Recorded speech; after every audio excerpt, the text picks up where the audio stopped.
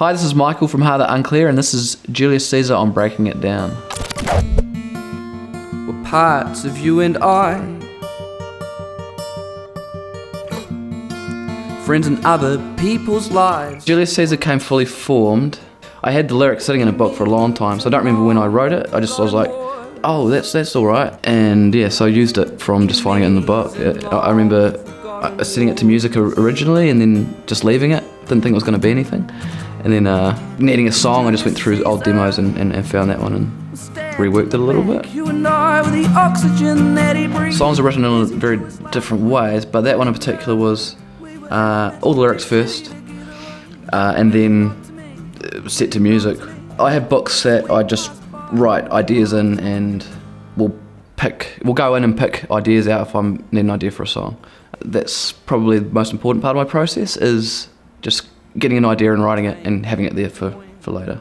And if something's like, I'm like, whoa, that kind of fried my brain, I'll just write it down and I'll try and like extend a thought experiment to its end, and usually you can get a lyric out of that. And then start writing enough songs so that you can shave off the shit ones and keep the rest, you know. Torn apart.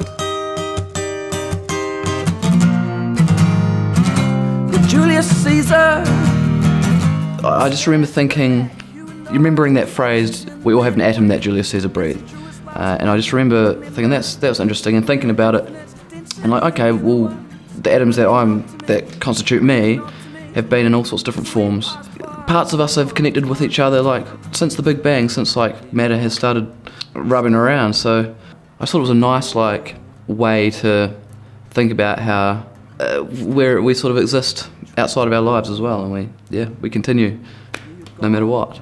You're still here. Yeah, so I'll write the song first and then take it to the rest of the band, and hopefully get the response I want from them. I remember them being fairly lukewarm about it actually for a while, until we got it grooving, and then once they've figured their parts out, they become much warmer about a song.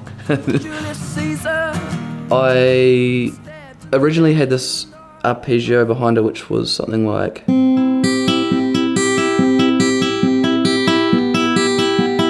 So it was like, your atoms and mine. And then I felt it was too safe. I felt it was, when we redubbed the guitars, I just found a more dissonant sounding one that was like, we're parts of you and I just felt it sounded nicer behind the lyric. Yeah, the chorus was. So I thought I needed to have that Julius Caesar lyric in there. It was like, I felt like that was something that everybody knows the name. Everybody's probably heard that saying about a part of you having been breathed in by Julius Caesar.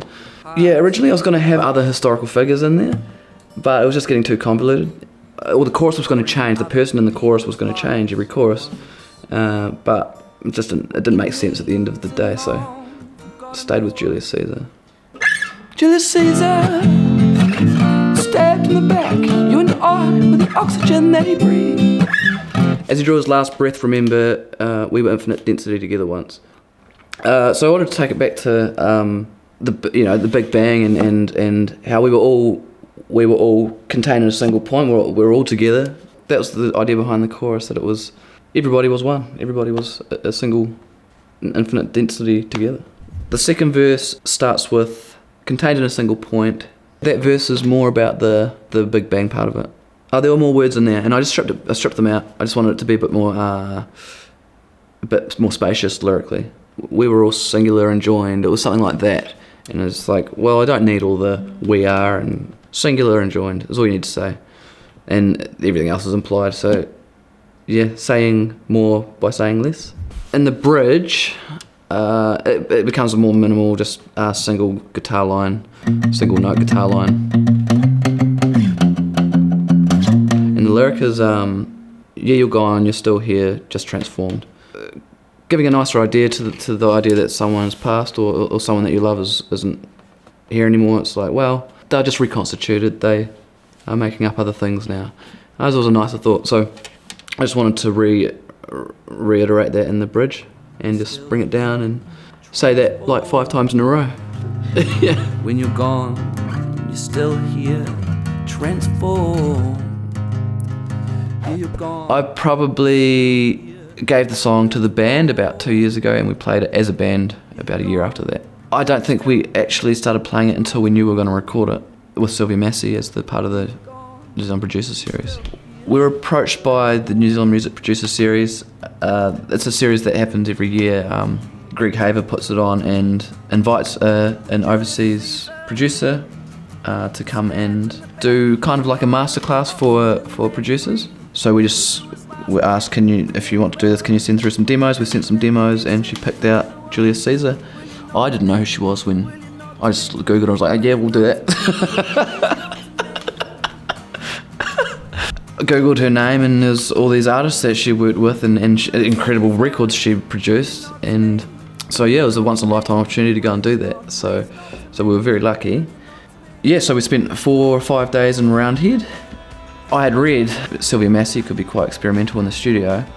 One of the bigger things she'd done, had shot a piano with a shotgun, recorded that, and plugging a guitar into a pickle on a Melvins record, I think, using that as the distortion. So we figured she was going to do something odd. And so one of the more interesting things was a wedge of Gouda. So they just went down to the supermarket, got some Gouda, brought it back. And I guess anything that conducts, you can put a guitar through. I don't know how electricity works. But so there's this wires in the cheese, and there's a guitar jack on either side of the cheese. And then Theo was just playing through the cheese, and it was like a crazy distortion that it sounded like a guitar, but just sounded very heavily distorted. And then the cheese would be bubbling away, and the whole thing was just weird. I don't know why Gouda. Is it more conductive than brie? I don't know. Is it a tastier cheese? I don't know. Is it cheaper? Many reasons why you would use Gouda. And she also ran a guitar through a light bulb, and she used an old op shop phone as a drum mic. She used some satellite delay on the vocals, so she had me singing into a phone. The delay would be the time that it takes to hit the satellite and come back. So she was just always thinking outside the box and using these crazy techniques, which just, some of it I'm sure is like just to get the vibe of the room going, and it's just for show, but like everyone's super pumped. So yeah, even just doing that on your record, just doing something weird, a weird recording thing, can just change the way things feel, I suppose. That's probably why you do that shit, because it's exciting. In terms of playing Julius Caesar live, we try to keep it as close to the recording as possible, but obviously we can only do so much. I mean, we don't use Gouda. I mean, you'd have to buy Gouda every time you play it. Unless you bought a big wheel and then just cut it up. You could do that.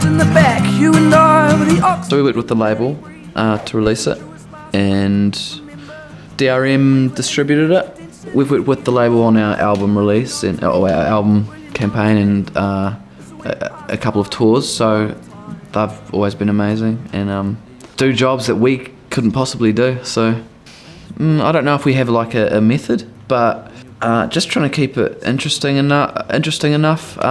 We don't post a lot. We use Instagram to post like if just shit, and Facebook to do more kind of important stuff.